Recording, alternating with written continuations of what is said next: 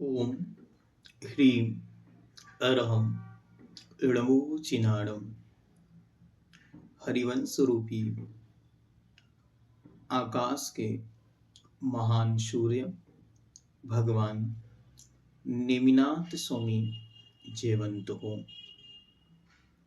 उज्ज्वल आचार्य बल पुन्नाट संग गौरव श्रीमद जिनशेन स्वामी द्वितीय कृत हरिवंश पुराण ग्रंथ, जिसमें भगवान अरिष्ट नेमि के पवित्र चरित्र का वर्णन है, उसे अब हम प्रारंभ करते हैं।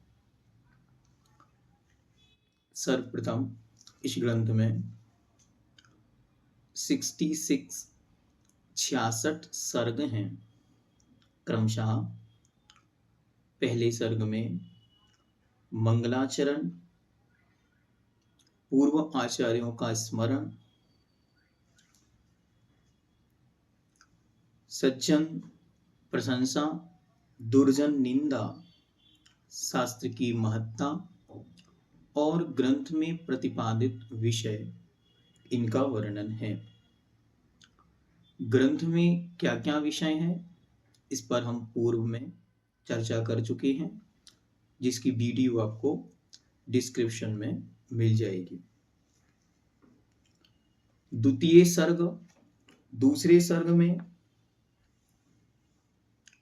कुंडग्राम में भगवान वर्धमान महावीर स्वामी का जन्म, उनके गर्भ जन्म का वर्णन यहाँ पर किया गया और भगवान ने जो उनके जीवन में विशेष प्रसंग हुए उनको यहाँ पे बतलाते हुए शमो शरण में उनकी दिव्य ध्वनि का प्रसंग रखा। तो कुछ विशेष बातें उनके जीवन की यहाँ पर देखते हैं। विदेह देश के कुंडग्राम में राजा सर्वार्थ और श्रीमती के सिद्धार्थ नाम के पुत्र हुए। मतलब भगवान महावीर के दादा राजा सर्वार्थ और रानी दादी श्रीमती। पिता का नाम सिद्धार्थ, उनकी मां का नाम प्रियकारिणी। अच्छी तरह ध्यान रखें, त्रिशला के साथ दूसरा नाम है प्रियकारिणी। भगवान पुष्पोत्तर विमान से च्युत होके माता के गर्भ में आए। फिर गर्भ जन्म कल्याणक अच्छी तरह उनके वर्णन किया। 30 वर्ष की उम्र में उन्होंने जैनेश्वरी दिगंबरी दीक्षा ली। 12 वर्ष तक घनघोर तप किया। फिर ऋजुकूला नदी के तट पर केवल ज्ञान प्राप्त कर 66 दिन तक मौन रहे। उसके पश्चात राजगृही नगरी के विपलाचल पर्वत पर 1 योजन विस्तृत समोशरण की रचना हुई। इंद्रभूति आदि पांडवों ने पंडितों ने उनकी सभा में आकर उनसे दीक्षा धारण की। राजा चेटक की पुत्री चंदना, जो उनकी स्वयं की मौसी थी, उन्होंने गणनी पद को प्राप्त किया। राजा श्रेणिक उनके मुख्य श्रोता हुए। फिर समोशरण का वर्णन। भगवान की पहली देशना श्रावण कृष्णा प्रतिपदा के दिन अभिजीत नक्षत्र में पहली देशना हुई, जिसमें भगवान ने विभिन्न विषयों पर अपना उद्बोधन जगत के सामने रखा। इसी के साथ ये दूसरा सर्ग पूर्ण होता। तीसरे सर्ग में भगवान की दिव्य ध्वनि के माध्यम से बहुत सारे विषयों का प्रतिपादन हुआ, उनका क्रमशः वर्णन इसमें किया है। फिर चौथे सर्ग में लोकाकाश, अलोकाकाश और नीचे से शुरू करते हुए 7 पृथ्वियों का वर्णन, जो लगभग तत्वार्थ सूत्र अध्याय 3 से मिलता ही हुआ है। ठीक है।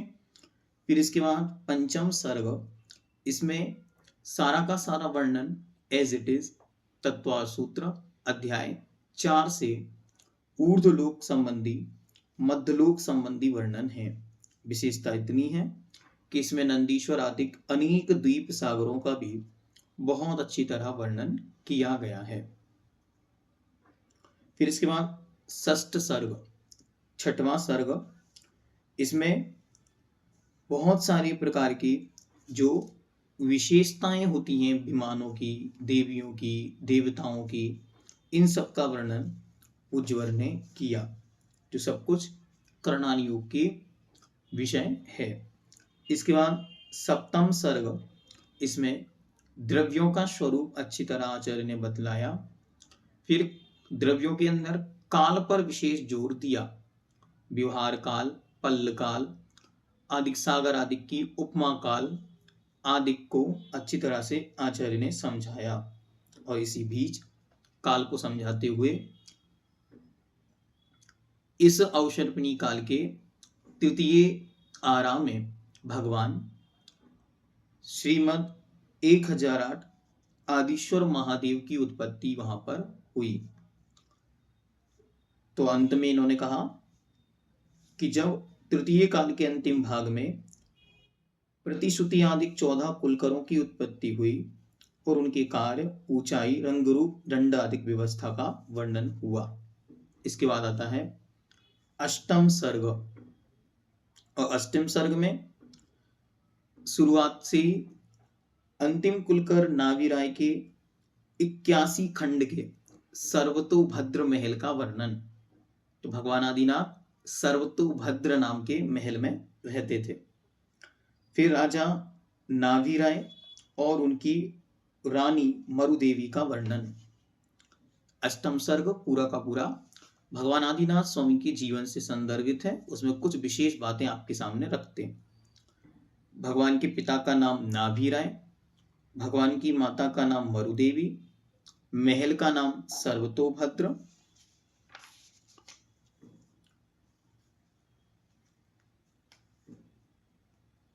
मरुदेवी ने 16 स्वप्न देखे, नावीराय ने उनका निरूपण किया। फिर भगवान का जन्म और रुचिक गिरि निवासिनी देवियों के द्वारा अपने नियोग अनुसार सेना तथा चतुर्निकाय देवों के आवास भवनों में भेरीनाथ संकादि नाद का होना, जो जन्म कल्याण की मुख्यता है, वो जन्म कल्याण को यहाँ पे अच्छी तरह बताया। इसके बाद नवम सर्ग में कल्प वृक्षों का विनाश और किस प्रकार वह धीरे धीरे तीसरे काल में ही ऐसी घटनाओं का घटना जो अप्रत्याशित जैसी दिखाई देती हैं। तो भगवान के द्वारा कलाओं का सिखाया जाना और अनेक प्रकार से जीवन यापन के मार्ग का प्रतिपादन करना। फिर भगवान का नीलांजना का नृत्य देखकर दीक्षा का धारण करना और क्रमशः भगवान का 6 माह का उपवास धारण करना, फिर आहार को निकलना और उसी समय बीच में जो दीक्षा लिए हुए जीव थे उनके द्वारा मार्ग से च्युत हो जाना, इन सब का वर्णन क्रमशः यहाँ किया। फिर दसम सर्ग, दसम सर्ग में 1000 वर्ष का मौन खोलकर भगवान ऋषभदेव ने सबको संसार से मार्ग होने वाला तीर्थ दिखलाया और भगवान के दिव्य ध्वनि का यहाँ पे वर्णन किया गया है। उसके बाद 11वां एकादश नंबर का सर्ग, समोशरण से वापिस आकर भरत चक्रवर्ती ने पुत्र का उत्सव किया। इसमें आपको जो आदि पुराण भाग 2 में जो विस्तृत वर्णन है वो आपको यहाँ पर देखने को मिलता है। सर्ग एकादश, सर्ग द्वादश और सर्ग त्रयोदश, मतलब 11 नंबर, 12 नंबर और 13 नंबर चैप्टर में आपको आदि पुराण भाग 2 का जो वर्णन है वो इसमें देखने को मिलता है, जिसमें भरत चक्रवर्ती की मुख्यता से वर्णन है। इसके आगे चलते हैं। पर्व चतुर्दश, चतुर्दश सर्ग 14 नंबर वाला पर्व। इसमें जम्बूद्वीप के वत्स देश में कौशंबी नगरी थी जिसमें राजा सुमुख राज्य करता था। इस प्रकरण के अंतर्गत कौशंबी नगरी और राजा सुमुख का काव्य शैली से वर्णन। वन निहार के लिए जाता हुआ राजा सुमुख मार्ग में एक सुंदरी की सुंदरता पर आसक्त हो उसके हरण करने का विचार करने लगा। राजा सुमुख का वर्णन यह चल रहा है। मंत्री के पूछने पर राजा सुमुख ने उसे अपनी व्याज्ञता का कारण बताया और मंत्री राजा की इच्छा पूर्ति के लिए प्रयत्न करने लगा। संध्या होने पर सुमति मंत्री ने आत्रेयी नाम की दूती उस बनमाला सुंदरी के पास भेजी। बनमाला भी अंतरंग से राजा सुमुख पर आसक्त थी, अतः दूती का प्रयत्न सफल हो गया और बनमाला पति की अनुपस्थिति में राजा के घर आ गई। सुमुख और बनमाला परस्पर के समागम से प्रसन्नता का अनुभव करने लगे। फिर पंचदश सर्ग, वही कहानी आगे बढ़ रही है। राजा सुमुख और बनमाला प्रेम से रहने लगे। एक बार उन्होंने बरधर्म नामक मुनि को आहार दान देकर विद्याधर युगल की आयु का बंद किया।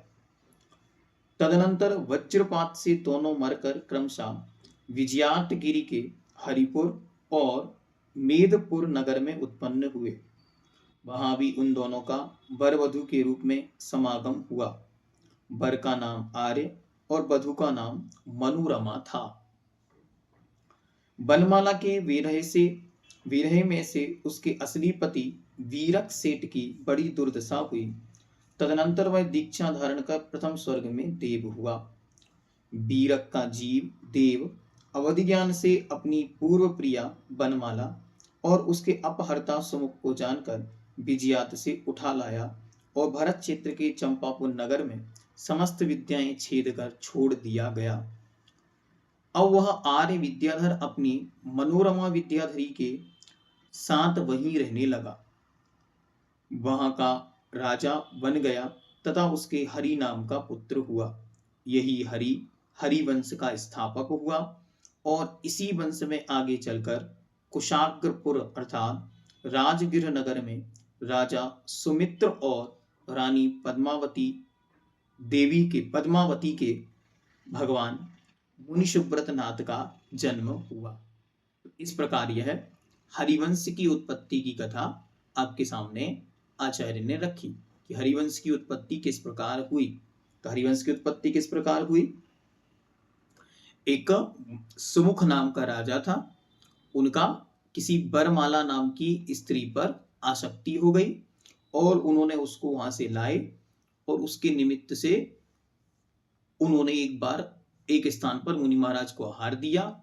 उसके कारण उनको भोग भूमि की आयु का आश्रय हुआ।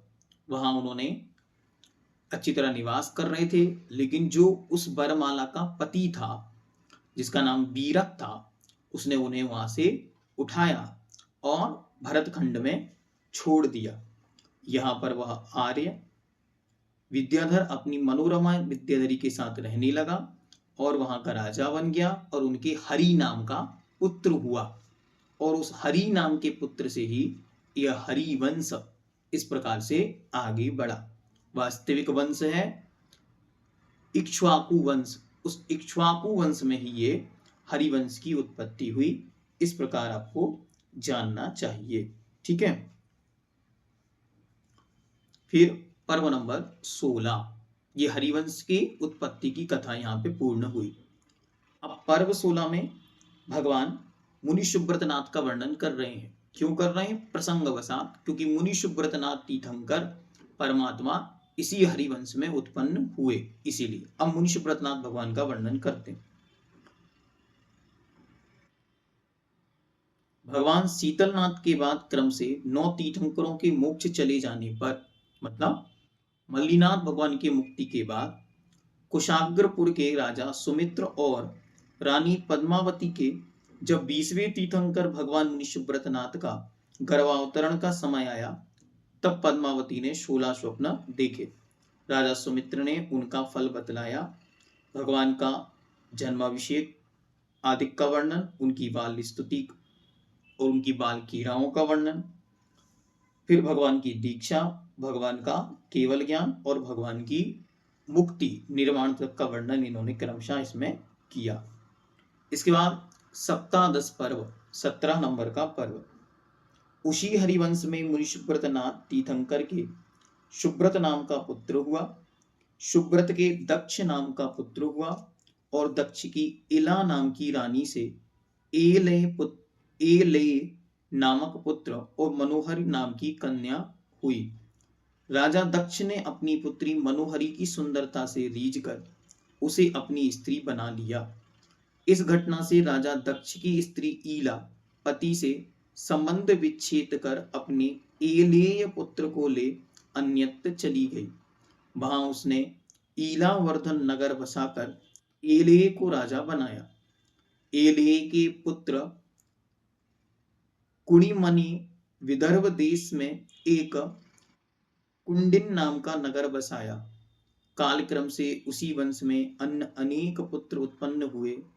राजा वसु, क्षीर कदम्ब का पुत्र पर्वत और नारद का वर्णन तथा उनके अजैष्टव्यम वाक्य के अर्थ को लेकर शास्त्रार्थ का वर्णन, राजा वसु द्वारा मिथ्या अर्थ का समर्थन, वसु का पतन और नरक गमन का निरूपण।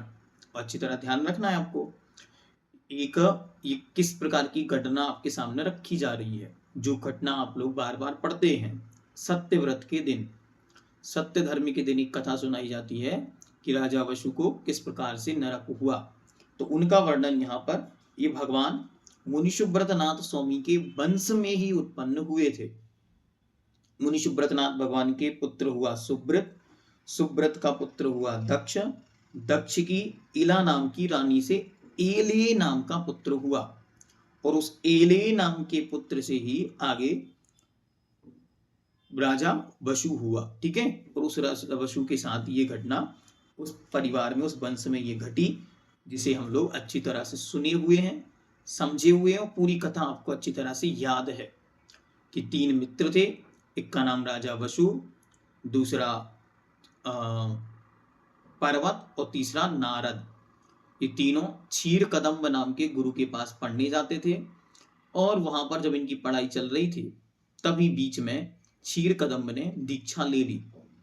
पर्वत अपना राजा बन गया, नारद शांति से अपने घर चला गया, और जो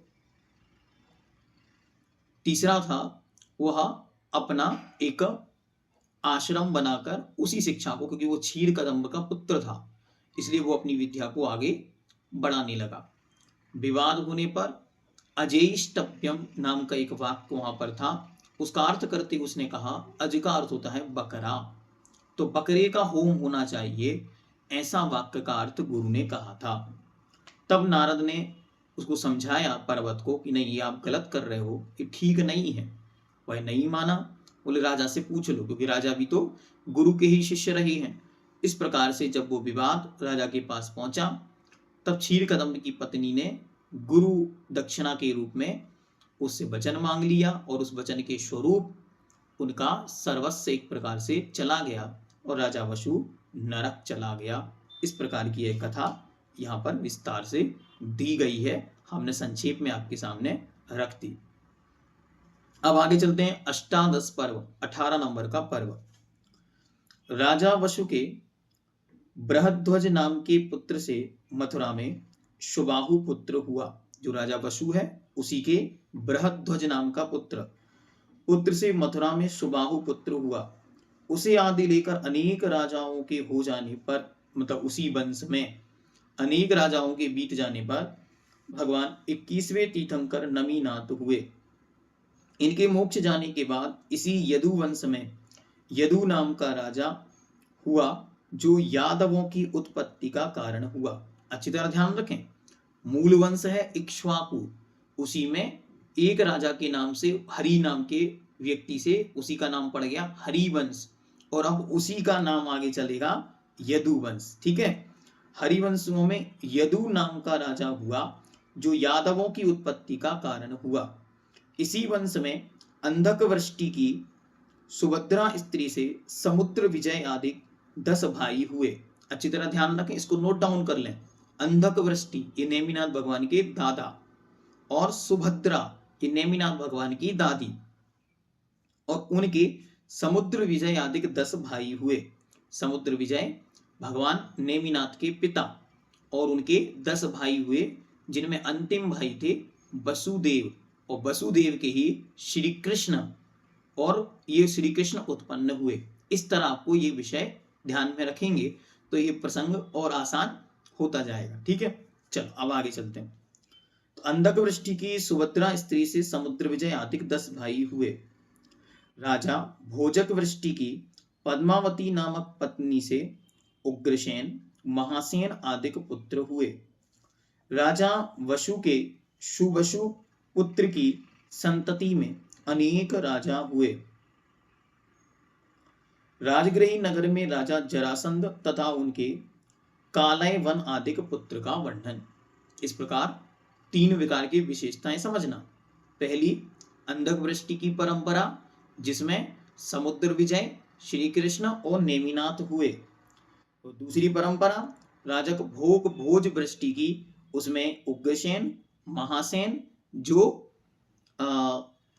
पांडवों के वंश में जो चलेंगे, ठीक है, आगे चल के कुंती आदि उनकी पुत्री के रूप में वहां उत्पन्न होंगे। उग्रसेन ये श्री कृष्ण के नाना का पक्ष कहलाएगा। ठीक है, उग्रसेन उनके नाना थे, तो ये उनका परिवार हुआ, देवकी का परिवार जिसको कह सकते हैं। और तीसरा, राजा वसु के सुवसु पुत्र की संतति में अनेक राजा हुए। और तीसरी स्टोरी किसकी है?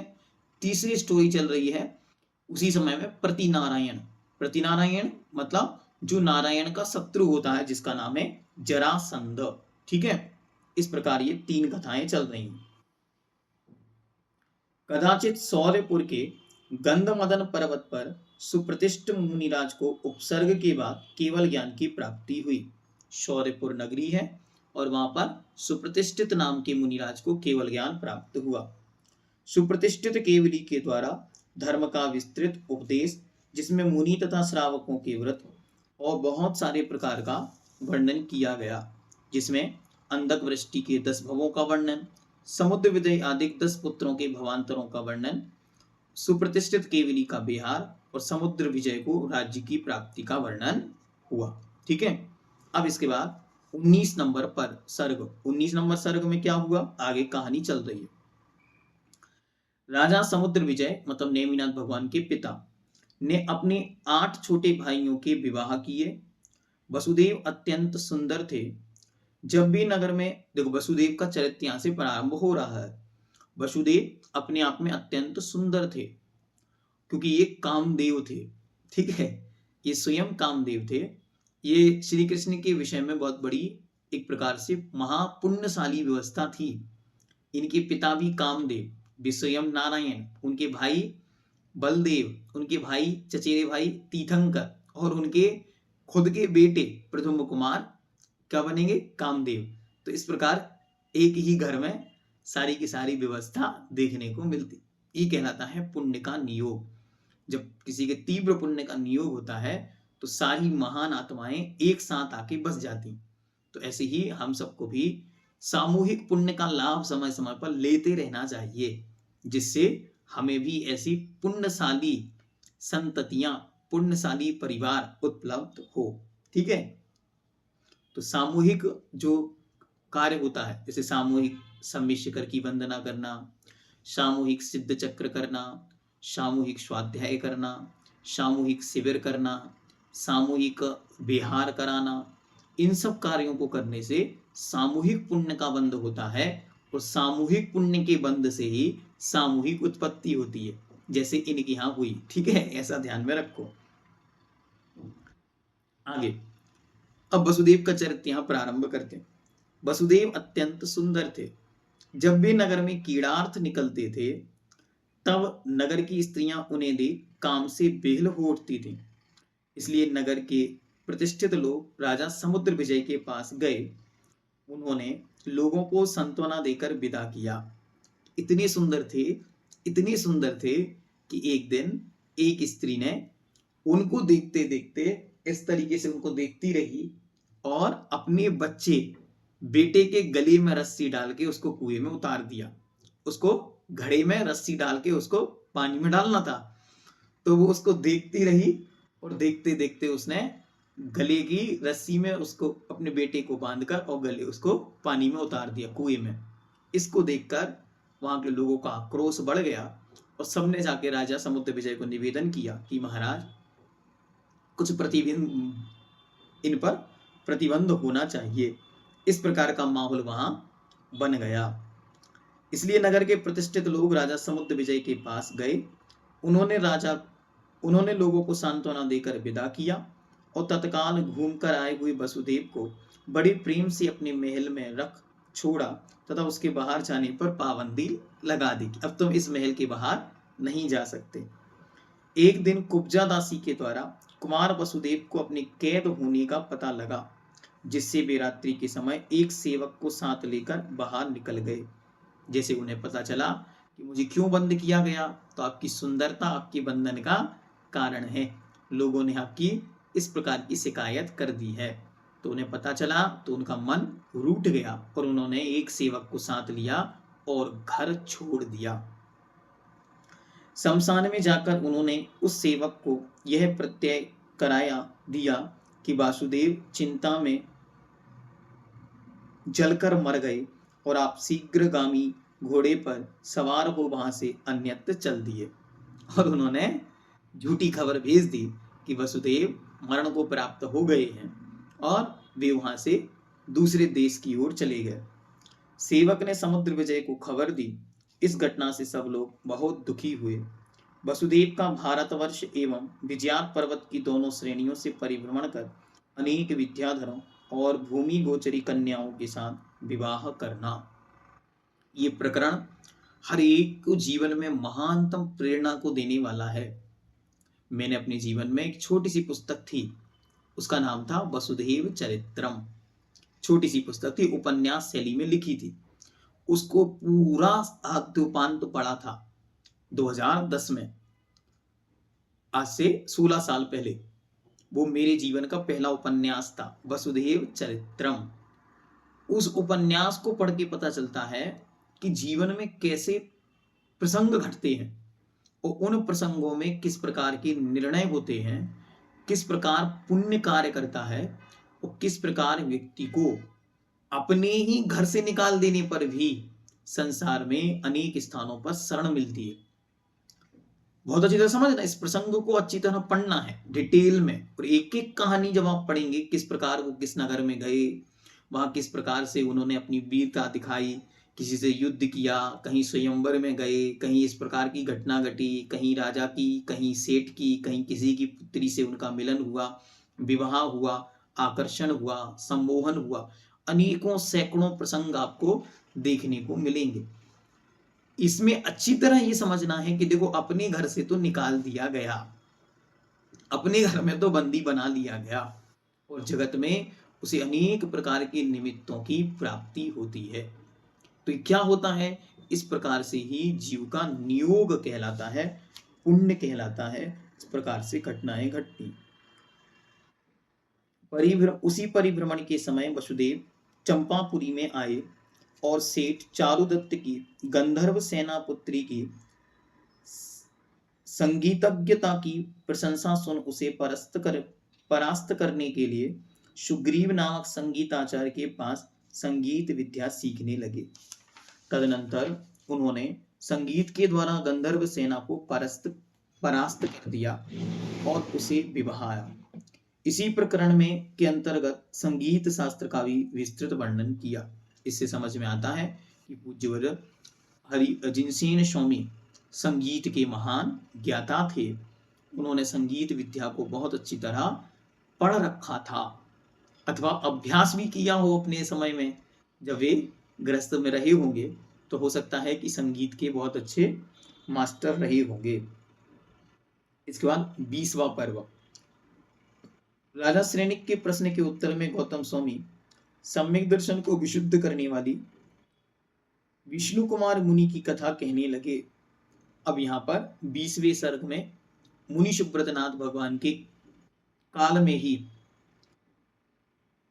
अच्छा बीच में ही ये कथा आ गई, तो बीच में ही एक कथा और उन्होंने यहाँ पे रखी विष्णु कुमार मुनि की, जो हम सबको अच्छी तरह से याद है।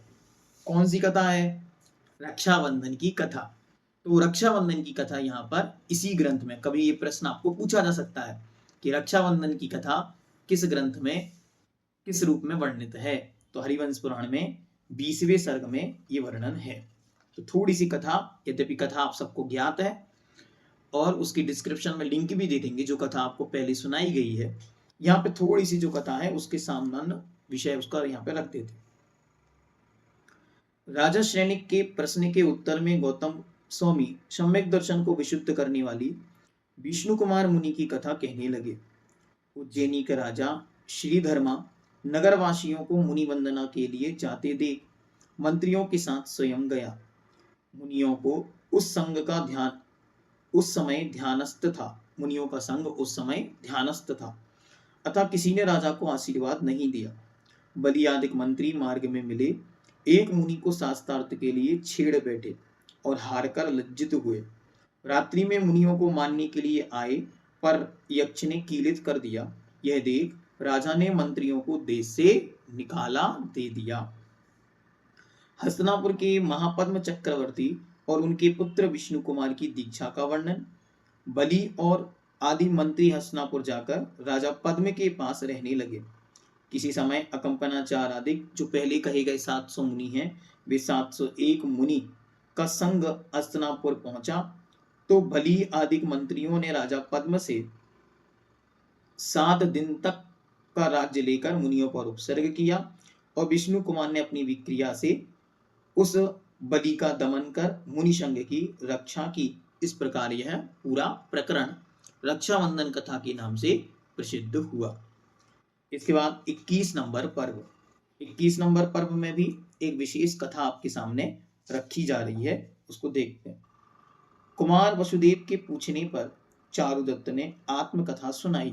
जो चारुदत्त की कथा आप लोगों ने सुनी है, जो व्यसन के रूप में प्रसिद्ध हुआ, उसकी कथा भी यहाँ पर प्रसंगवशात आती है,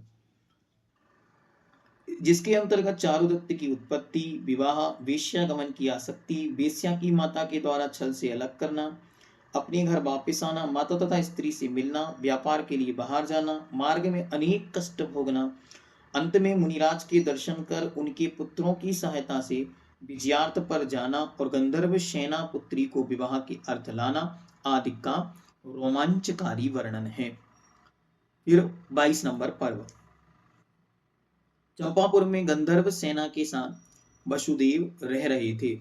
अच्छी तरह ध्यान रखना, उसी चारुदत्त की ये पुत्री हुई एक गंधर्व सेना, ठीक है, उसी से वसुदेव का पुत्र हुआ, वसुदेव का विवाह हुआ। चंपापुरी में गंधर्व सेना के साथ वसुदेव रह रहे थे। इसी बीच में फाल्गुन का अष्टानिक पर्व आ गया। अच्छी तरह ध्यान रखना, किसी भी ग्रंथ में, पुराण ग्रंथों में 10 लक्षण पर्व आ गया और उस पर उन्होंने विशेष भक्ति आदि की, ऐसा वर्णन नहीं मिलता। लेकिन प्रत्येक पुराण ग्रंथों में कथाओं के बीच में नंदीश्वर पर्व आया और राजाओं ने 8 दिन तक महान भक्ति की, ऐसा वर्णन बार बार देखने को मिलता। वसुदेव गंधर्व सेना के साथ वासुपूज्य स्वामी की प्रतिमा की पूजा करने के लिए नगर के बाहर गए। बीच में नृत्य करने वाली एक मातंग कन्या की ओर उनका आकर्षण बढ़ गया, परंतु गंधर्व दत्ता की प्रेरणा से सारथी ने रथ आगे बढ़ा दिया। मंदिर में वसुदेव ने वासुपूज्य भगवान की पूजा और स्तुति की। घर वापस आने पर गंधर्व दत्ता का प्रणय को शांत किया। एक समय वसुदेव एकांत स्थान में बैठा था। उसी समय एक वृद्ध विद्याधरी ने आकर उन्हें आशीर्वाद दिया और विद्याओं के निकाय तथा विजयात की दोनों श्रेणियों की नगरियों का नाम उल्लेख कर सिंह दृष्ट और नीलांजना की पुत्री नीलांसा को विवाह की बात कही। वसुदेव ने तथास्तु कहकर स्वीकृति दी। एक बार एक वेताल कन्या रात्रि के समय वसुदेव को खींचकर शमशान ले गई। वहां उसने अपना असली रूप दिखाकर पूर्वोक्त नीलांसा के साथ उसका पारिग्रहण कराया। तदनंतर उन विद्याधरियों के साथ वसुदेव हीमंत पर गए। पश्चात हिरणवती की सहायता से असित पर्वत नामक नगर गए। वहां के राजा सिंहदृष्ट ने अपने अंतःपुर के साथ वसुदेव को प्रेम पूर्वक दृष्टि से देखा। वसुदेव नीलांसा के साथ आनंद से रहने लगे। फिर 23वां पर्व। कुमार वसुदेव नीलांशा के साथ सुख से रहते थे। वर्षा ऋतु आई और उसके बाद शरद ऋतु ने अपनी छटा दिखाई। विद्याधर दंपत्ति कीड़ा के लिए बाहर गए। वसुदेव भी नीलांशा के, कहीं कहीं नील यशा लिखा, कहीं नील यंसा लिखा, ठीक है, दो प्रकार से नाम लिखे हैं। नील यंसा शब्द है, के साथ बाहर गए और वहां नीलकंठ नाम का विद्याधर मयूर का रूप धारण कर नील यंसा को हर ले गया। वसुदेव यहाँ तहाँ घूमते हुए गिरिटट नगर में गए। वहां ब्राह्मणों का जमाव देव तथा सोमश्री कन्या की प्रतिज्ञा की, जो मुझे वेद में परास्त करेगा उसी से विवाह करूंगी, ज्ञात कर ब्रह्मदत्त उपाध्याय के पास वेद पढ़ने लगे। इसी प्रकरण में आर्ष वेद की उत्पत्ति का वर्णन किया। अनार्ष वेदों की उत्पत्ति का वर्णन करते हुए राजा सगर, सुलशा और मधु पिंगल की रोचक कथा तथा सगर राजा के द्वारा अकृत्रिम सामुद्रिक शास्त्र का वर्णन, अंत में वेद ज्ञान में परस्त कर कुमार वसुदेव ने सोमश्री के साथ विवाह किया। यहाँ उनका सोमश्री नामक स्त्री के साथ विवाह हो गया। गिफ्ट में उनको कन्याएं मिलती चली जा रही हैं और मार्ग में भी आगे बढ़ते चले जा रहे हैं। कुमार, अब आगे चतुर्विंशति पर्व। कुमार वसुदेव ने तिलवस्तु नगर में जाकर नर मांस भक्षी सौदास को नष्ट किया। इसी प्रकरण में वृद्ध लोगों ने सौदास का वृतांत सुनाया।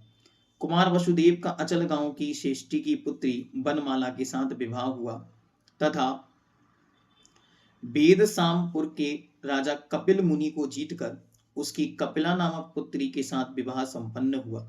विद्याधर लोक में घूमने के बाद वेगवती और मदन वेगा आदि के साथ उनका विवाह हुआ।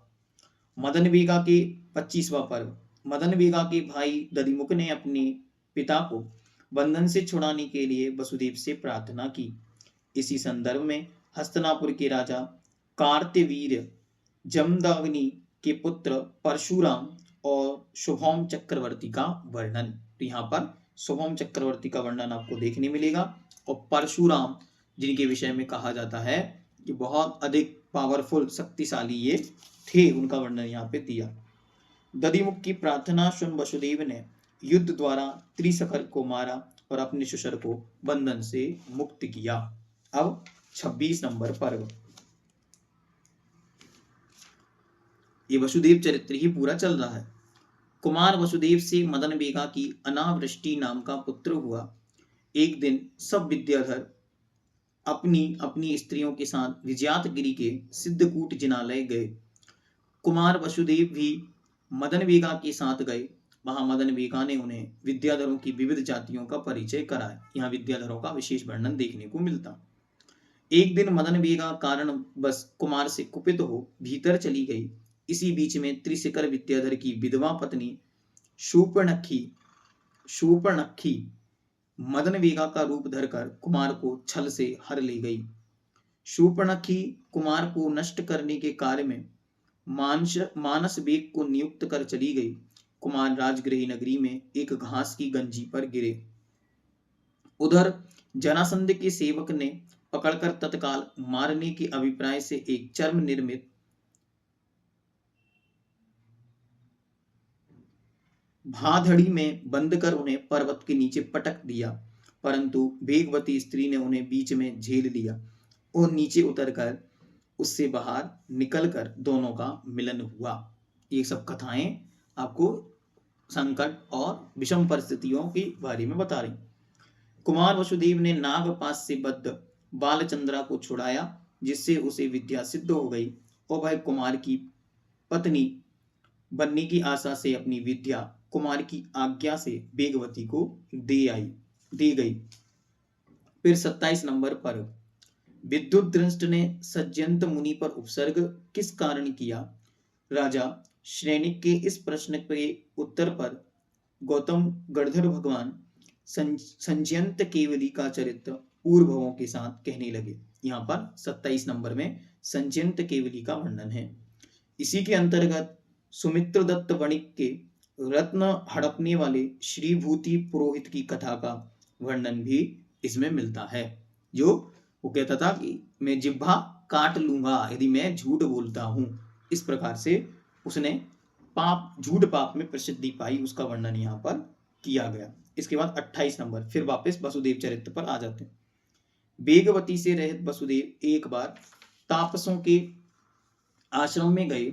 वहां विकथा करते हुए तापसों से श्रावस्ती नगरी के राजा एणी पुत्र की प्रियंगु सुंदरी कन्या का समाचार जानकर नगर में प्रविष्ट हुए। वहां कामदेव के मंदिर के आगे निर्मित 3 पांव की स्वर्णमय भैंसा को देखकर उन्होंने वहां के ब्राह्मणों से उसका परिचय पूछा। एक ब्राह्मण ने उसे उत्तर में कहा, मकरध्वज केवली और महिष का सारा चरित्र सुनाया। तो यहाँ मकरध्वज केवली और महिष का वर्णन है। फिर इसके बाद 29 नंबर पर्व, 29 नंबर पर्व वसुदेव कुमार का बंधुमती और प्रियंगु कुमारी कन्याओं की प्राप्ति का वर्णन। फिर 30 नंबर पर्व, कार्तिक की पूर्णिमा की रात्रि में कुमार वसुदेव सुख से सोए हुए थे। एक अतिशय रूपवती कन्या उन्हें जगाकर एकांत में ले गई और उन्हें अपना परिचय देने लगी। उसने कहा कि मैं प्रभावती हूँ और आपकी प्रिया बेगवती का समाचार लाई हूँ। सोमश्री ने मुझे भेजा है। कुमार उसके साथ सोमश्री के घर गए और अपनी चिर वियुक्त मतलब बहुत लंबे समय से छूटी हुई प्रियाओं से मिलकर प्रसन्न हुए। इसी प्रकरण में उन्हें प्रभावती की प्राप्ति हुई। जो कन्या छोड़कर वो आगे बढ़ गए थे वो उन्हें वापस मिल गई। 31 नंबर, अनेक कन्याओं को विवाहते हुए कुमार वसुदेव अरिष्टपुर नगर आए और वहां के राजा रुधिर की पुत्री रोहिणी के स्वयंवर में वेश बदलकर पहुंचे। प्रणव नामक राज बाजा बजाकर बने की श्रेणी में जा बैठे। रोहिणी ने, जिनके नाम से रोहिणी व्रत प्रसिद्ध हुआ, रोहिणी ने वसुदेव के गले में वरमाला डाल दी। उस घटना से अनेक राजा कुपित होकर वसुदेव से युद्ध करने को तत्पर हुए। जरासंध बारी बारी से राजाओं को वसुदेव के साथ लड़ाता था। अंत में समुद्र विजय का भी अवसर आया। दोनों भाइयों का युद्ध हुआ।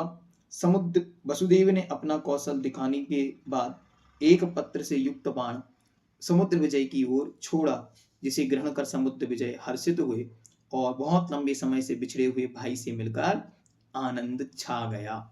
अब 32 नंबर पद, वसुदेव के रोहिणी पुत्री से राम नामक पुत्र उत्पन्न हुआ। रोहिणी से राम नाम का पुत्र उत्पन्न हुआ, जिसे हम लोग बलराम के नाम से जानते हैं। ठीक है, वसुदेव भी जिसको कहते हैं विद्याधर, उनका नाम होगा विद्याधर। एक प्रकार से वे बलदेव हुए तो उनका नाम बलराम हो गया, नाम उनका राम रखा। पत्नी है रोहिणी। एक विद्याधरी की प्रार्थना सुन वसुदेव समुद्र विजय की आज्ञा ले पुनः विजयात पर गए और वहां से अपनी समस्त स्त्रियां साथ लेकर आ गए। अब यहां पर 33 नंबर पर्व, वसुदेव शास्त्र विद्या का उपदेश देते हुए शौर्यपुर में रहने लगे। किसी समय वे कंस आदि शिष्यों के साथ राजगृह गए। वहां जरासंध की घोषणा को सुन विसिंगपुर के स्वामी सिंहरथ को जीवित पकड़ लाए। घोषणा के अनुसार जरासंध अपनी जीवित यशा पुत्री वसुदेव को देने लगे, पर उन्होंने स्वयं न लेकर कंस को दिलवा दी। इस प्रकरण में कंस का परिचय। कंस वसुदेव को मथुरा ले गया और बहन देवकी का उनके साथ विवाह कर दिया। जो राजा उग्रसेन थे उनका पुत्र कंस और उनकी बेटी देवकी, जो श्री कृष्ण की मां बनेगी। अतिमुक्तक मुनि के द्वारा देवकी का पुत्र तुम्हारे पति को मारेगा। अच्छी तरह ध्यान रखना, कौन से मुनि ने ऐसा कहा था? अतिमुक्तक मुनि ने। यह भविष्यवाणी सुन कंस की स्त्री जीवित दिशा बहुत घबरा गई। कंस ने भी घबराकर वसुदेव से यह वचन ले लिया कि देवकी का प्रसव हमारे घर होगा। वसुदेव ने अतिमुक्तक मुनि से उसका कारण पूछा। उत्तर में मुनि ने कंस का पूर्व संबंधी वर्णन किया। बलदेव सहित देवकी के 7 पुत्रों के पूर्व भवों का वर्णन। इस प्रकार यहां तक यह वर्णन पूर्ण हुआ। अब आगे अतिमुक्तक मुनि के मुख से हम लोग क्रमशः आगे एक और पर्व देख लेते, फिर उसके बाद यहाँ पे विराम देंगे।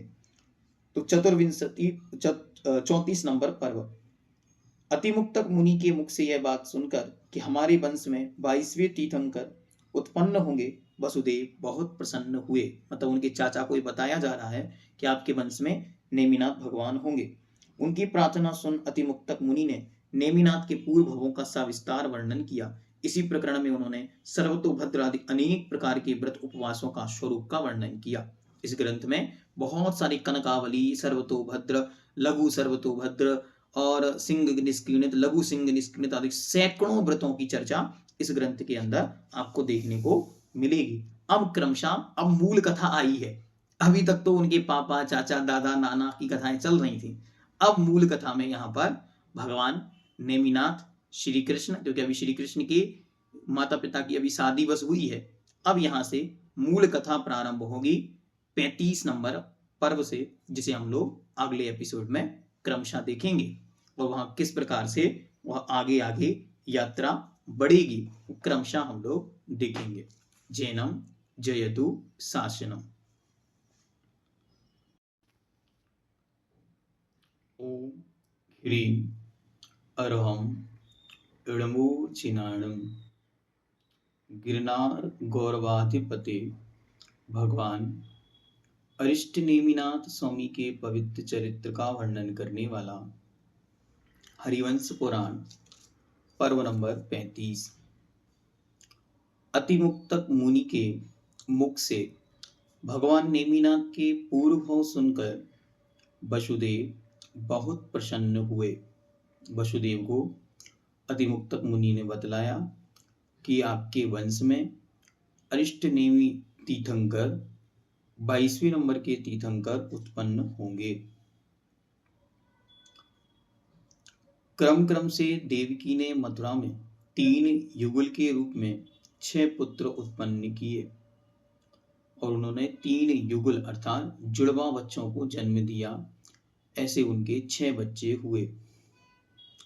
इन्हें इंद्र की आज्ञा से नैगम देव सुभद्दिल नगर के सुदृष्टि सेठ के घर पहुंचाता रहा और उनके मृत पुत्रों को देवकी के पास छोड़ता रहा। ये कथा बहुत मार्मिक है। ये हमें ये सिखाती है कि यदि जीव के पुण्य का नियोग है तो वह कहीं भी अपने शत्रु के घर में भी उत्पन्न होकर जीवित रह जाता है, और जब पाप का नियोग हो तो अपने पिता के घर में भी जीवन भर कष्ट को भोगता है। शत्रु के घर उत्पन्न होकर भी उनका संरक्षण देवताओं के द्वारा हो रहा है। मतलब सदा सदा के लिए हमें हमारे पुण्य पर विश्वास करना, अपने कर्मों पर विश्वास करना। जैसे जैसे हमारी सत्ता में पुण्य भारी है वैसे वैसे हम दुनिया पर भारी हैं। चाहे अवस्था बच्चे की हो, चाहे युवा की हो, चाहे वृद्ध की हो। इसलिए ये पंक्तियां बहुत मार्मिक हैं कि एक बच्चे का जन्म अपने ही शत्रु के घर में, कि जन्म होते ही जिसे मार दिया जाए अथवा बंदी बना लिया जाए, इस स्थिति में जन्मे हुए 6 बच्चे देवताओं के द्वारा विद्याधरों के पास पहुंचा दिए गए। सेठ के यहाँ 6 पुत्रों का लालन पालन होता रहा। तदनंतर देवकी ने स्वप्न दर्शन पूर्वक कृष्ण को गर्भ में धारण किया। भाद्रपद मास शुक्ला द्वादशी को 7 मास में कृष्ण का जन्म हुआ। ये भी एक आश्चर्यपूर्ण घटना है। श्री कृष्ण सतमासे थे। सतमासे मतलब 7 महीने में ही गर्भ से वे बाहर आ गए। और दूसरा, उनकी जन्म तिथि भी महत्वपूर्ण है, क्योंकि लोक में भाद्रपद मास की जो कृष्ण पक्ष की अष्टमी है उसको वह जन्माष्टमी के रूप में मनाते हैं। और यहाँ पे भाद्रपद मास की शुक्ला की द्वादशी मतलब 10 लक्षण के दिनों में तप का जो दिन है, उस दिन नारायण श्री कृष्ण का जन्म हुआ। वसुदेव उसे गुप्त रूप से अपने विश्वास पात्र नंदगोप को सौंप आए और उसकी स्त्री यशोदा की पुत्री ले आए। पता चलने पर कंस ने उस पुत्री की नाक चपटी कर उसे छोड़ दिया। श्री कृष्ण नंद और यशोदा के यहाँ बढ़ने लगे। निमित्त ज्ञानियों के कथन से संकित हो कंस गुप्त रूप से बढ़ते हुए अपने शत्रु की खोज करने लगा। देवकी उपवास के बहाने कृष्ण को देखने के लिए गई। कृष्ण की बाल कीड़ा और लोकोत्तर पराक्रम का वर्णन, विशाल विशाल कार्यों को सहजता से वो बालक कर लेता था, ऐसा देखने वह मां वहां पर गई। फिर आगे 36 नंबर पर्व, शरद ऋतु का साहित्यिक वर्णन। श्री कृष्ण को मारने के लिए कंस के विविध प्रयत्न। मल्ल युद्ध के लिए कंस ने कृष्ण को मथुरा बुलाया। इससे संकित वसुदेव ने सौरपुर से समुद्र विजय आदि 9 भाइयों को मथुरा बुला लिया। बलभद्र और श्री कृष्ण का कंस के मल्लों के साथ युद्ध हुआ। इसमें उन्होंने उन मल्लों को यमलोक पहुंचा दिया। कंस सामने आया तो कृष्ण ने उसे भी पृथ्वी पर पछाड़कर समाप्त कर दिया। कृष्ण अपने माता पिता तथा समुद्र विजय आदि से मिलकर प्रसन्न हुए। सुकेतु विद्याधर ने श्री कृष्ण को अपनी पुत्री सतभामा दी। जीवित्यशा के करुण विलाप से द्रवीभूत हो जरासंध ने यादवों को नष्ट करने के लिए अपने भाई अपराजित को भेजा, जिसे कृष्ण ने अपने बाणों से धराशायी कर दिया। कंस प्रतिनारायण नहीं है, यह प्रतिनारायण है जरासंध। ठीक है, तो शत्रु का मित्र भी शत्रु होता है, तो ऐसे ही यहाँ पर जरासंध उनके शत्रु कंस के मित्र अथवा परिचित हैं, तो उसलिए इस प्रकार का व्यवहार उनके द्वारा किया जा रहा है। भगवान नेमिनाथ के गर्भ में आने के 6 माह पूर्व से समुद्र विजय के घर रत्नों की वर्षा होने लगी। माता शिवा देवी ने ऐरावत हाथी आदि 16 स्वप्न देखे। राजा समुद्र विजय ने स्वप्नों का फल बतलाते हुए कहा कि तुम्हारे तीर्थंकर पुत्र होगा। इसमें पर्व नंबर 37 में उनके गर्भ कल्याणक का वर्णन है। अच्छी तरह देखने लायक स्थिति यह है कि भगवान का गर्भ यहाँ पर शौर्यपुर में गर्भ कल्याण अच्छी तरह मनाया गया। अब आगे बतलाते हैं। देवों ने भगवान के माता पिता का अभिषेक कर वस्त्राभूषण से उनकी पूजा की। शिवा देवी का गुण गर्भ वृद्धि को प्राप्त होने लगा। वैशाख शुक्ल त्रयोदशी को चित्रा नक्षत्र में भगवान का जन्म हुआ। तीनों लोकों में हर्ष छा गया। जन्म महोत्सव के लिए देवों की 7 प्रकार की सेना शौर्यपुर आई। देवियों के द्वारा जात कर्म का वर्णन। शौर्यपुर की अद्भुत शोभा हो रही थी।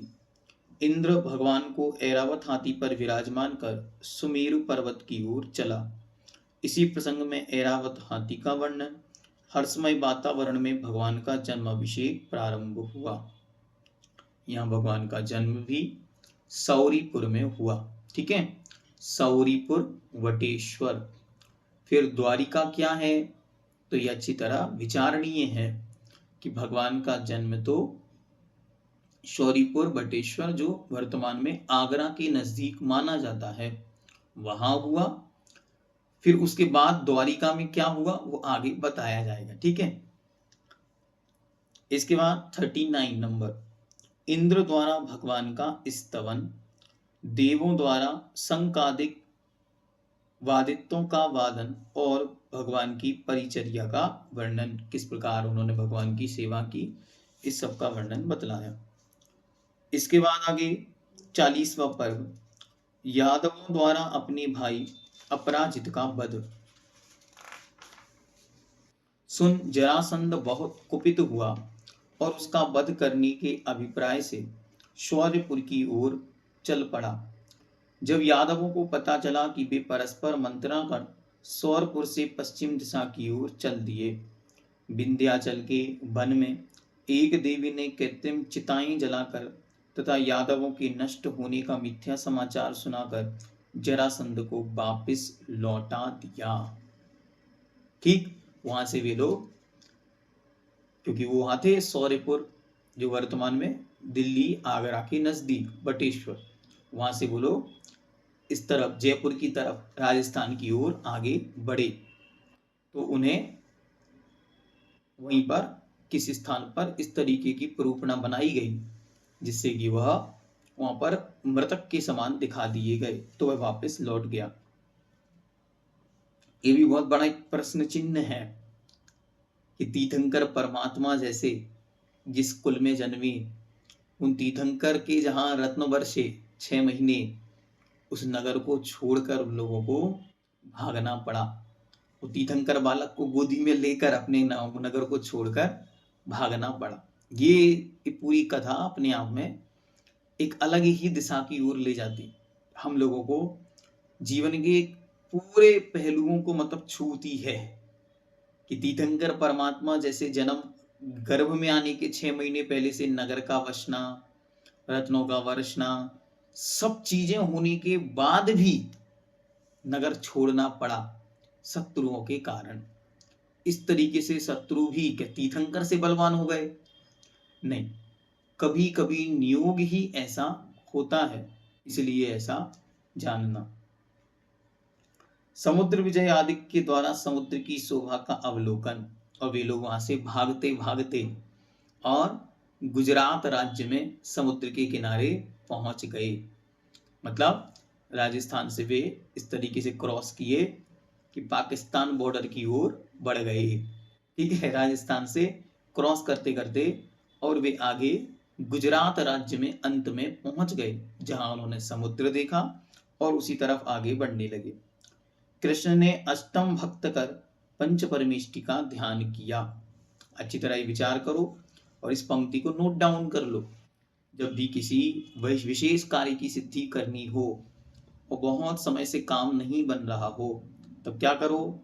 उपवास पूर्वक उस कार्य को करो। ऐसा पुराण ग्रंथों में बहुत स्पष्ट शब्दों में लिखा है। इसी को हम सकाम भक्ति कहते हैं। इच्छा पूर्वक भक्ति करना, इच्छा पूर्वक तप करना, इसी से हमारे यहाँ शांति धारा उत्पन्न हुई है। मतलब अच्छी तरह इन वाक्यों को बार बार पढ़ो। बहुत सारे लोगों ने एकांत फैलाना शुरू किया कि कुछ भी नहीं मांगना है, कुछ भी नहीं मिलना है। नहीं, ऐसा एकांत से मत कहो। प्रभु के नाम स्मरण मात्र से ही कार्य की सिद्धि होती है। तदसंकतापि जगताम दुइतानि हंति, ऐसी पंक्तियां आगम ग्रंथों में लिखी हैं। आयर्य पसायण विद्या मंतम य सिद्धंति, आचार्य के प्रसाद से, आशीर्वाद से, कृपा से विद्या और मंत्रों की सिद्धि होती है।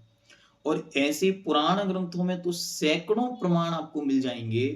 भरत चक्रवर्ती के आदि पुराण में आप देखो, आदि पुराण 2 में देखो, पद्म पुराण में देखो, यहाँ हरिवंश पुराण में। इसलिए हम आपको विशेष इस ओर लेके आ रहे हैं कि 41 नंबर पर्व में आप देखो, श्री कृष्ण ने अष्टम भक्त कर भगवान पंच परमेष्टि का ध्यान किया। इंद्र की आज्ञा से गौतम देव ने समुद्र को शीघ्र ही दूर हटा दिया और उस स्थल पर कुबेर ने द्वारिका नगरी की रचना कर दी। समुद्र को पीछे खींच दिया और वहां पर द्वारिका नगरी की रचना हो गई। श्री कृष्ण को नारायण और राम को बलभद्र स्थापित कर कुबेर अपने स्थान पर चला गया। द्वारिका का सुंदर वर्णन, जो द्वारिका वर्तमान में सोमनाथ से आगे आप जाएंगे तो एक द्वारिका नाम का स्थान, वहां पे स्थान के रूप में आप कुछ विशेष रहा नहीं। कहते हैं सारा द्वारिका जब द्वीपायन के आक्रोश के माध्यम से जला था, उसी समय समुद्र में वो धंस गया। उसके जगह पे अभी वर्तमान में वहां पर द्वारिका एक सी बीच वहां पर है और लोग उसे देखने जाते हैं। द्वारिका में नारद का आगमन, नारद की उत्पत्ति का वर्णन। अब आगे, नारद कृष्ण के अंतःपुर में गए, परंतु सत्यभामा अपनी साज सजावट में लीन थी, अतः उठकर उनका सत्कार नहीं कर सकी। नारद जी का मनोभाव बदल गया, जिससे वे सत्यभामा का मान भंग करने के लिए किसी अन्य सुंदर कन्या की खोज करने के लिए चल पड़े। जब वे कुंडिनपुर में स्थित राजा भीष्म के अंतःपुर में पहुंचे, वहां रुक्मणी को देख तो द्वारकाधीश श्री कृष्ण की पटरानी होगी, यह आशीर्वाद दे, और उसका मन श्री कृष्ण की ओर आकृष्ट कर चल दिए और रुक्मणी का चित्रपट ले श्री कृष्ण के पास पहुंचे। श्री कृष्ण का अनुराग बढ़कर चरम सीमा पर पहुंच रहा था। उसी समय रुक्मणी की बुआ का गुप्त पत्र उन्हें मिला। कृष्ण बलभद्र को साथ ले कुंडिनपुर पहुंचे और नागदेव की पूजा के बहाने उद्यान में आई हुई रुक्मणी को हर कर ले गए। युद्ध में शिशुपाल को मार गिराया और रुक्मणी के भाई रुक्मी को बंदी बना लिया। रुक्मणी के साथ विधिवत विवाह कर सुख से रहने लगे। अब आगे 43 नंबर पर सत्यभामा और रुक्मणी के सपत्नीक भाव का वर्णन। दोनों एक दूसरे के स्वतंत्र थे, लेकिन फिर भी अच्छी तरह से रहते थे, ऐसा उन्होंने वर्णन यहाँ पे बतलाया। रुक्मणी और सत्यभामा के गर्भ का वर्णन तथा दोनों के पुत्रों की उत्पत्ति का निरूपण।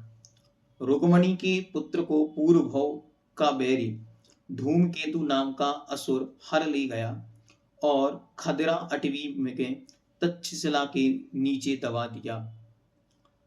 मेघकूट नगर का राजा कालसंबर विद्याधर अपनी स्त्री के साथ वहां से निकला और उस बालक को लेकर अपने घर गया। उसका नाम प्रद्युम्न कुमार रखा।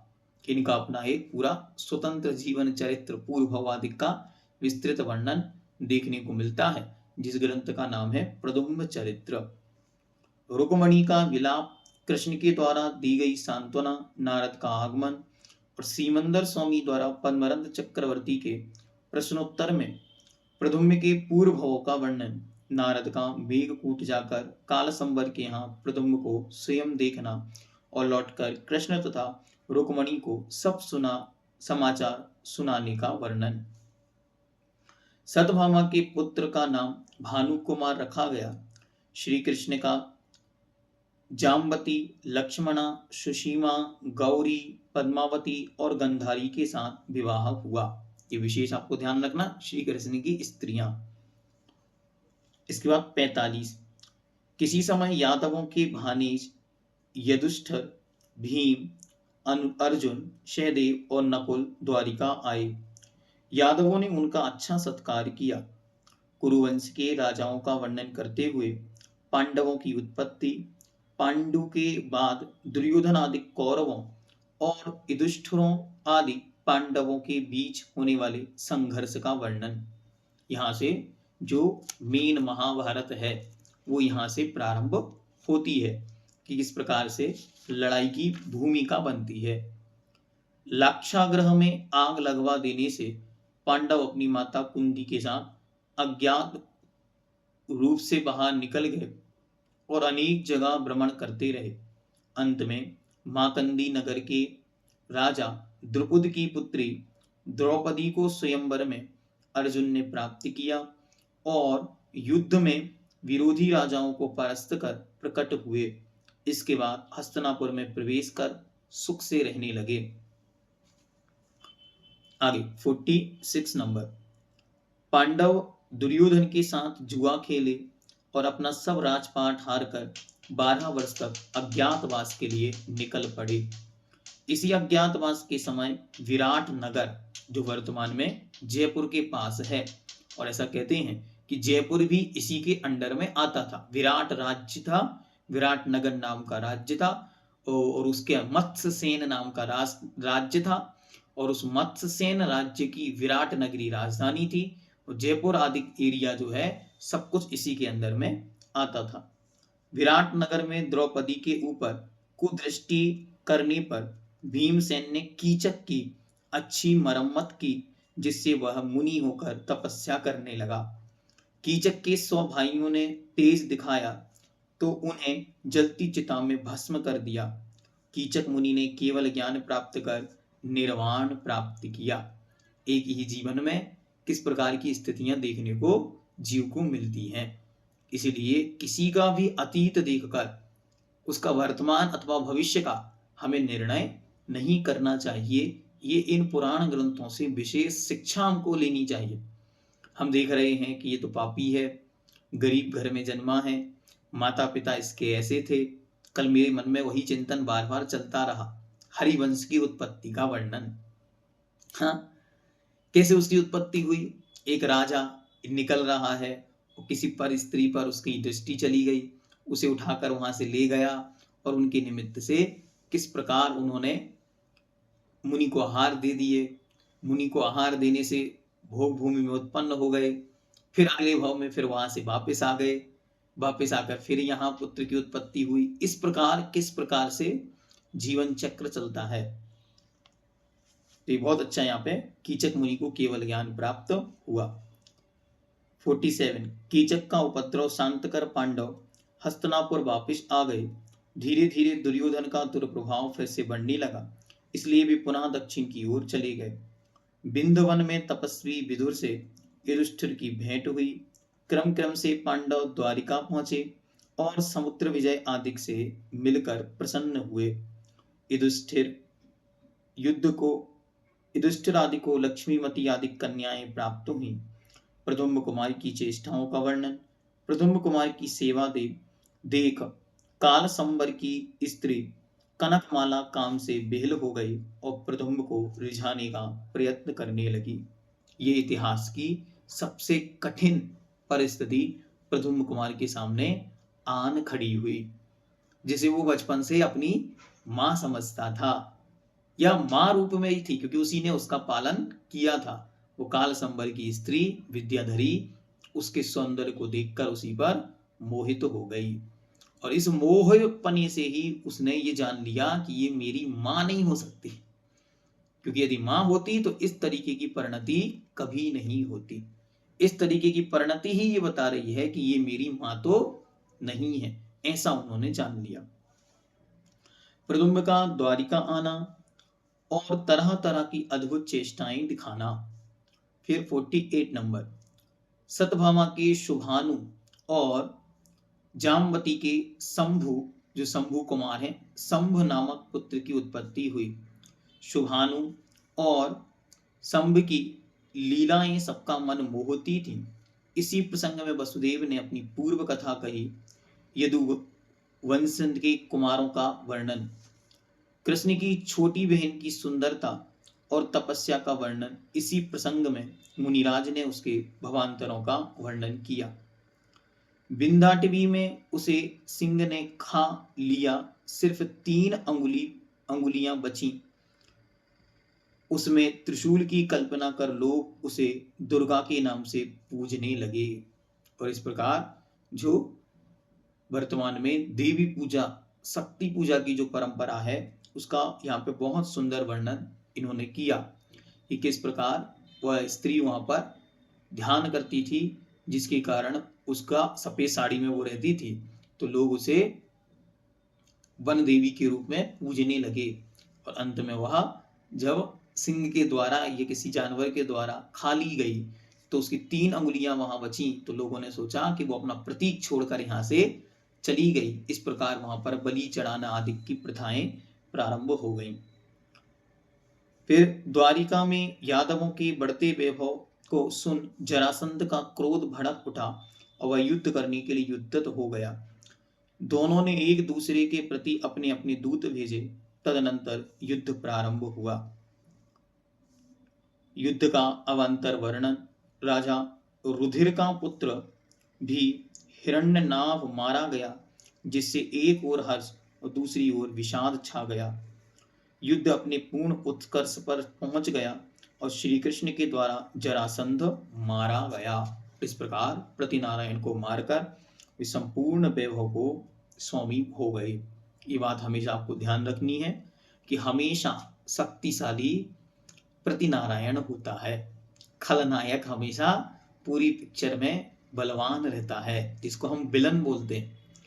ये शाश्वत नियम है कि प्रतिनारायण जो होता है वो 3 खंड का अधिपति बनता है, दिग्विजय यात्रा करता है, मान सुखों और वैभवों को भोगता है और अंत में नारायण आकर एक क्षण में उसकी फिल्म खत्म कर देता है और उसके स्थान पर स्वयं नियुक्त हो जाता। ये व्यवस्था चलती। कृष्ण नारायण के रूप में प्रसिद्ध हुए। अनेक विद्याधरों ने वसुदेव के साथ जाकर कृष्ण को नमस्कार किया। कृष्ण विजयी हुए। नारद ने द्रौपदी से रुष्ट होकर अपनी प्रतिशोध की भावना प्रकट की और उसका चित्त बनाकर धात की खंड की अमरकंखा पुरी के राजा पद्मनाभ के पास पहुंचा। राजा पद्मनाभ ने संगम नामक देव के द्वारा सोती हुई द्रौपदी का अपहरण करा लिया। अंत में पता चलने पर श्री कृष्ण तथा पांडव भी देव की सहायता से वहां पहुंचे और राजा पद्मनाभ को दंडित कर द्रौपदी को वापस ले आए।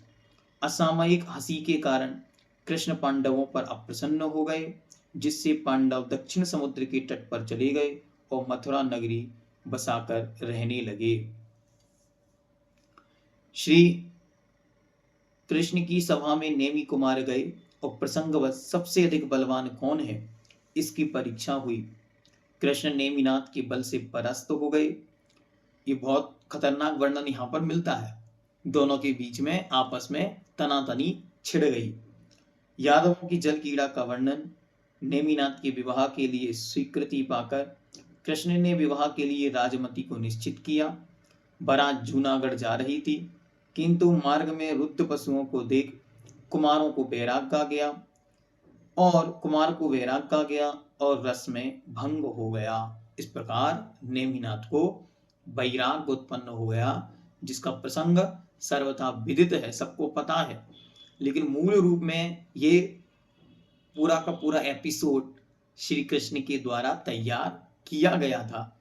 ये बात बहुत कम लोगों को ज्ञात है कि नारायण श्री कृष्ण ने जब ये पूर्व विवाद हुआ ये दोनों के बीच में कि अधिक बलवान कौन है, तो उस समय श्री कृष्ण के मन में संदेह उत्पन्न हो गया कि भाई अपनी आप ज्यादा चलने वाली नहीं है, इसलिए गड़बड़ी नहीं करो, क्योंकि ये तीर्थंकर हैं, छोड़ना इनको सब है ही, लेकिन ये हमें शांति से रहने नहीं देंगे, हमें इनके अंडर में हमेशा रहना होगा। छोटे भी थे और श्री कृष्ण बड़े थे, लेकिन दोनों में जब इस बात की बात बनी तो उन्होंने एक प्रकार से गेम खेला, जैसा हम लोग वर्तमान में टीवी सीरियल में देखते हैं, वैसी परिस्थिति वहां पर निर्मित की गई और उसे देखकर नेमिनाथ को वैराग्य हो गया। भगवान नेमिनाथ की तपश्चर्या और केवल ज्ञान की उत्पत्ति का वर्णन, भगवान के समोशरण का वर्णन। बरदत्त गणधर के पूछने पर भगवान की दिव्य ध्वनि में जीवादिक तत्वों का विस्तृत विवेचन हुआ। भगवान नेमिनाथ के विहार का अनुपम वर्णन। वसुदेव से देवकी के कृष्ण जन्म से पूर्व जो 6 पुत्र युगल हुए थे उनकी तपश्चर्या का वर्णन। सतभामा आदि रानियों के भवांतरों का वर्णन भगवान की दिव्य ध्वनि में हुआ। गज कुमार के निर्वेदक का वर्णन। भगवान नेमिनाथ एक बार रैवतक गिरी पर आए, श्री कृष्ण उनसे 63 सलाका पुरुषों का विवरण पूछा, तब भगवान ने उन सब का विस्तार से वर्णन किया। सोम शर्मा अब यहाँ पे गज कुमार के विषय में कुछ बातें दी जा रही हैं। ये प्रसंग भी बहुत महत्वपूर्ण है। गज कुमार के निर्वाण 61 मतलब 61 नंबर पर्व में ये दिया है। सोम शर्मा ब्राह्मण की कन्या को छोड़ गज कुमार मुनि हो गए थे, इसलिए उसने रुष्ट होकर उनके ऊपर अग्नि का उपसर्ग किया, उनके सिर पर सिगड़ी जलती हुई सिगड़ी रख दी। परंतु वे शुक्ल ध्यान से कर्म क्षय कर मोक्ष पधारे। देवों ने उनका निर्माण उत्सव मनाया। श्री कृष्ण के पूछने पर भगवान ने 12 वर्ष बाद द्वारिका के दाह की बात कही और प्रयत्न करने के बाद भी द्वैपायन मुनि के क्रोध से द्वारिका भस्म हो गई। अच्छी तरह ये ध्यान रखना कि इस प्रकार की दो कथाओं मिलती हैं। एक कथा के अनुसार उन द्वैपायन मुनि के शरीर से एक पुतला निकला जिसने सारी द्वारिका को भस्म कर दिया, और दूसरी कथा के अनुसार भगवान के द्वैपायन मृत्यु को प्राप्त हो गए उन पत्थर आदि के जो यादवों ने उन पर उपसर्ग किया, उसके कारण भी वहां से मरण करके और देवों में उत्पन्न हुए वयंतर जाति में।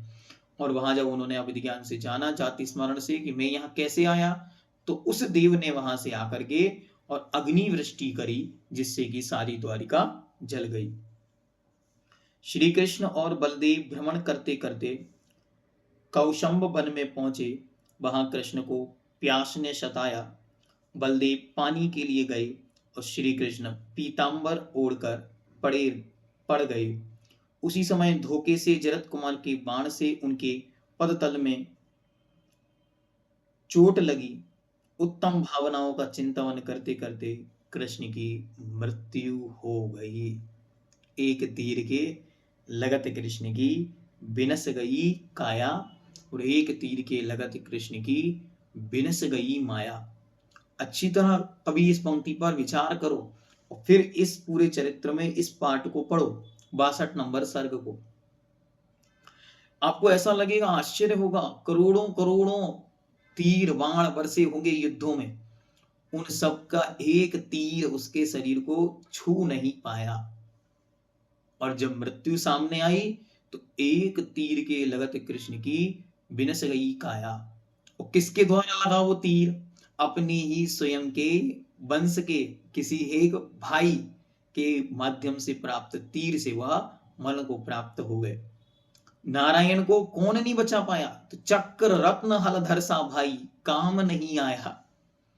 चक्र रत्न हलधर सा, जिसको वो बलदेव कहते हैं, बलभद्र कहते हैं, जिसके पास अचिंत शक्तियां होती हैं, ऐसा भाई भी, सगा भाई भी उनको बचा नहीं पाया। इससे संसार की असारता का चिंतन करने में बड़ा अच्छा वर्णन ये जीवन भर याद रखने योग्य है। तो इसको अपन एक बार थोड़ा सा वर्णन देखते, अंत समय कैसा उनका व्यतीत हुआ। ठीक है, पेज नंबर 763 से आगे।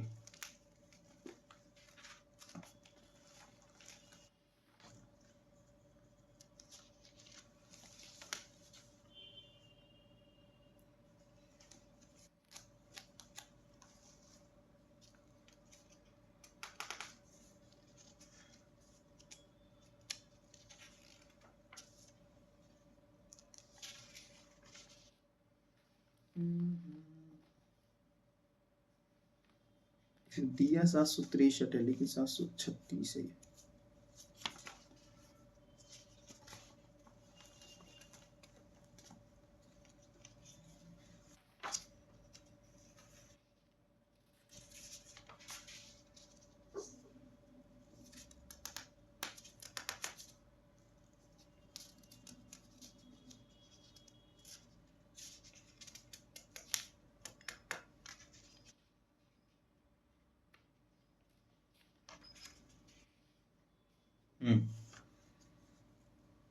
चलो अच्छी तरह इसको देखते हैं ना।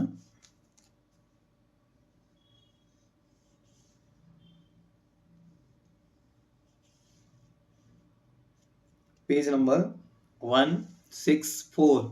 ठीक है, श्री कृष्ण का अंतिम समय देखते हैं। इसके बाद अन्न पान लेकर दोनों भाई नगर से निकल विजय नामक वन में पहुंचे।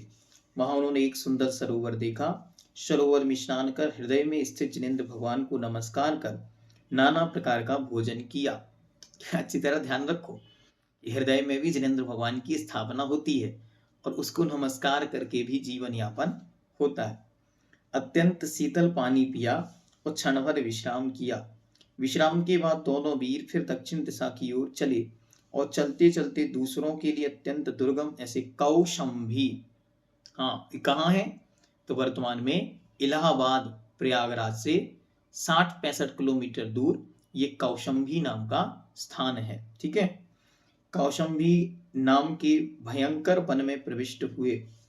उस वन की समस्त दिशाएं पक्षियों तथा श्यालों से शब्दों से शब्दमान थीं। प्यास से पीड़ित मृगों की झुंड यहाँ वहां फिर रहे थे। बड़ी ऊंची मृग तृष्णा वहां उठी हुई थी। ग्रीष्म के उग्र संताप से बहती हुई वायु के से वन अत्यंत असह्य था तथा दावानल से वहां की लताओं के समूह, झाड़ियां और वृक्ष के समूह जल गए थे। मतलब तीव्र गर्मी का मौसम था। वहां पानी के मिलने की कोई संभावना नहीं थी। वहां दौड़ते हुए जंगली जानवरों की सांसों का शब्द सुनाई दे रहा था तथा वहां वनचरों के द्वारा वितीर्ण हुए हाथियों के गंड स्थलों से बिखर कर मोती इधर उधर पड़े थे। ऐसे वन में पहुंचकर जब अत्यंत तीक्ष्ण शूर आकाश के मध्य में अरुण हो रहा था, तब थके हुए कृष्ण ने गुणों से श्रेष्ठ बड़े भाई बलदेव से कहा, हे आर्य, देखो, जिनके आगे पीछे हजारों हजारों दास घूमते थे यक्ष के रूप में।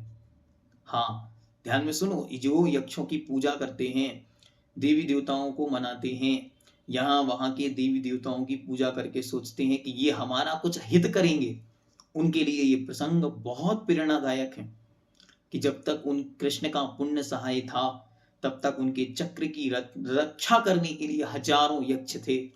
और आज भी कृष्ण जंगलों में घूम रहे हैं।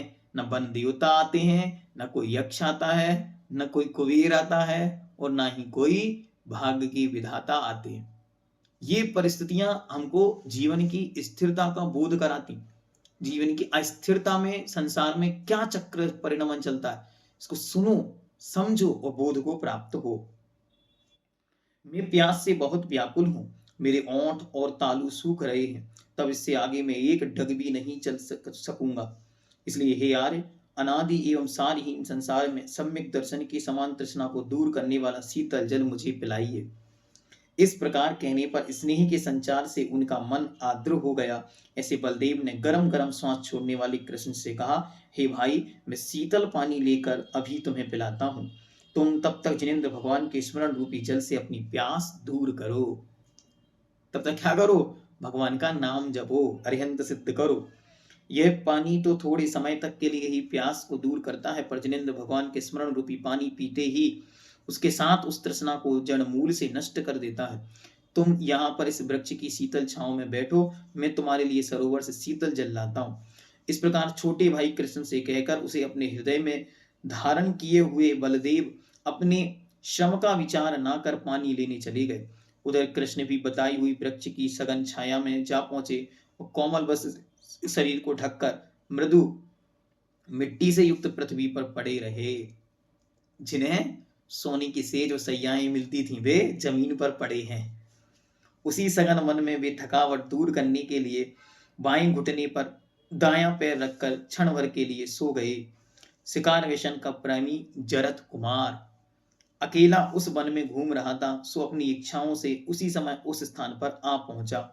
भाग्य की बात देखो कि श्री कृष्ण के स्नेह से भरा जो जरथ कुमार उनके प्राणों की रक्षा की इच्छा से द्वारिका से निकलकर मृग की तरह वन में प्रविष्ट हो गया था, उसी समय उस विधाता के द्वारा लाकर भाग्य ने फिर ला दिया, यहाँ उस स्थान पर उपस्थित कर दिया गया। धनुर्धारी जरथ कुमार ने दूर से आगे देखा तो उसे कुछ अस्पष्ट सा दिखाई दिया। उस समय कृष्ण के वस्त्र का छोर वायु में हिल रहा था, इसलिए जरथ कुमार को भ्रांति हो गई कि पास में ही सोए हुए मृग का कान हिल रहा है। फिर क्या था, झाड़ी से उसका शरीर छिपा हुआ था और शिकारी उसके समान उसकी क्रूर बुद्धि हो गई। ऐसे जरथ कुमार ने बड़ी मजबूती से कान तक धनुष खींचकर तीक्ष्ण बाण से कृष्ण का पैर भेद दिया। पदतल के विद्ध से विद्ध होते ही श्री कृष्ण सहसा उठ बैठे और सब दिशाओं में देखने के बाद जब कोई दूसरा मनुष्य नहीं दिखा, तब उन्होंने जोर से इस प्रकार कहा कि किस अकारण बैरी ने मेरा पादतल भेद दिया है। वह यहाँ मेरे लिए अपना कुल तथा नाम साफ साफ बतलाए। जिस मुझने युद्ध में कभी भी अज्ञात कुल और अज्ञात नाम वाले मनुष्य का वध नहीं किया, आज उस मुझ के लिए यह विपत्ति क्यों आ पड़ी? इसलिए कहो, अज्ञात कुल वाले पुरुष आप कौन हो तथा जिसके बैर का पता नहीं, ऐसा कौन इस वन में मेरा घात हुआ? इस प्रकार बड़ी विचित्रतापूर्ण स्थिति यहाँ पर हुई।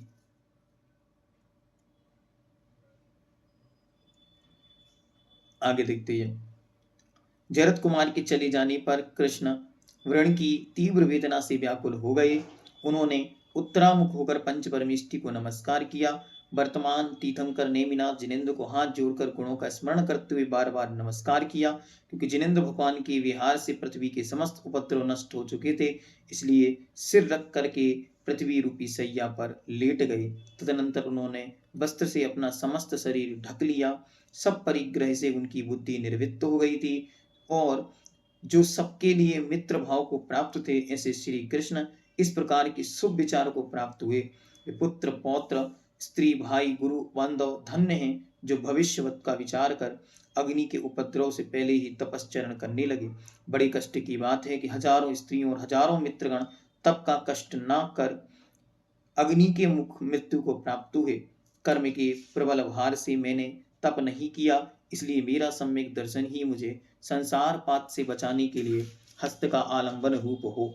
इत्यादि शुभ विचार कर जिनकी आत्मा में उत्पन्न हो रहे थे और जो भविष्य काल में तीर्थंकर होने वाले थे, ऐसे श्री कृष्ण पहले से ही बद्ध आयुष्क बंधी हुई आयु के कारण मरकर तीसरी पृथ्वी में गए। अच्छी तरह ध्यान रखो, अंत समय भगवान का नाम स्मरण कर रहे हैं तो नरक आयु छूट जाएगी? नहीं छूटेगी। अगर पहले से बंधी है तो नरक में जाना ही पड़ेगा। गौतम स्वामी कहते हैं कि जो आगे चलकर सम्यक दर्शन के कारण तीर्थंकर पद से युक्त होंगे, वे नीति निपुण भव्य प्रजा के परम बंधु भोगी कृष्ण दक्षिण भारतार्थ की विभुता को प्राप्त प्रकट कर प्रतिदिन बंधु जन रूपी सागर की वृद्धि को बढ़ाकर एवं 1000 वर्ष तक जीवित रहकर अपने आचरण अनुरूप तीसरी पृथ्वी में चले गए। पानी लेकर जब बलदेव वापस आए तो कृष्ण को चुपचाप पड़ा देख पहले तो जागने की प्रतीक्षा करने लगे, परंतु बाद में मृत्यु जानकर विलाप करने लगे। 6 माह तक कृष्ण का शव लेकर घूमते रहे।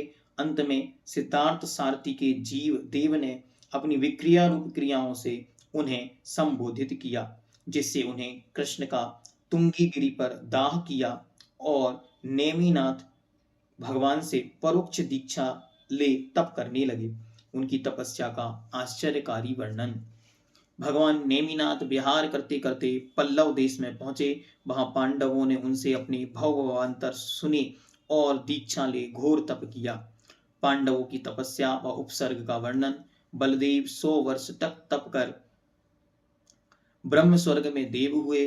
पहले पूर्व स्नेह से प्रेरित हो बलदेव का जीव कृष्ण को संबोधने के लिए बालू प्रभा, जहां वो मरकर गए थे, इसी तीसरी पृथ्वी में चला गया। भगवान मोक्ष पधारे। जरद कुमार से यादवों की वंश परंपरा चली। ग्रंथ के अंत में भगवान महावीर के निर्वाण का प्रसंग व दिवाली से प्रचलित होने वाला वर्णन तथा आचार्य परंपरा का विशद वर्णन आचार्य ने किया। इस प्रकार यह हरिवंश पुराण नामक भगवान नेमिनाथ अष्टनेमी के जीवन चरित्र को बतलाने वाला यह ग्रंथ यहाँ पर पूर्ण हुआ। विशेष प्रसंग वसुदेव का चरित्र, नेमिनाथ का चरित्र, कृष्ण का चरित्र, प्रद्युम्न कुमार का चरित्र स्मरण रखने लायक हैं। बाकी सब सहज और सरल है, क्योंकि पुराण है। कितना भी आप पढ़ेंगे पूर्णता को कभी प्राप्त नहीं होगा, लेकिन फिर भी पुराण ग्रंथों को निरंतर पढ़ते रहना चाहिए, क्योंकि भगवान समंतभद्र देव ने कहा बोधि समाधि निधानम। ये बोधि अर्थात रत्नात्रय और समाधि के खजाने हैं, क्योंकि इनसे हमें जीवंत उदाहरण मिलते हैं, जिससे हमारा चित्त स्थिर होता है कि ऐसे प्रसंग आने पर हमें क्या करना है। ऐसी भावनात्मक उदाहरण प्रस्तुतियां साक्षात देखने को इन पुराणों के माध्यम से मिल जाती हैं। इसलिए बार बार इन पुराणों का अध्ययन करना है, लेकिन कभी भी किसी भी प्रकार की भ्रम में हमको उलझना नहीं है। किसी भी प्रकार की उस तत्कालीन देश काल की परिस्थिति को लेकर हमें अपनी चरित्र आचरण अथवा सम्यक दर्शन को विपरीत दिशा में नहीं ले जाना, अपितु हमेशा सम्यक के निर्मलता का बोध करना। एक क्षण के लिए भी यदि हमें सम्यक की उपलब्धि हुई है तो उसका लाभ अनंत भवों का जो भ्रमण था उसका नाश नियम से होगा ही होगा। ऐसा विचार करके हमेशा निरंतर पुराण ग्रंथों को पढ़ना है, अपनी बुद्धि और प्रज्ञा को सम्यक रखते हुए। जैनम जयतु शासनम।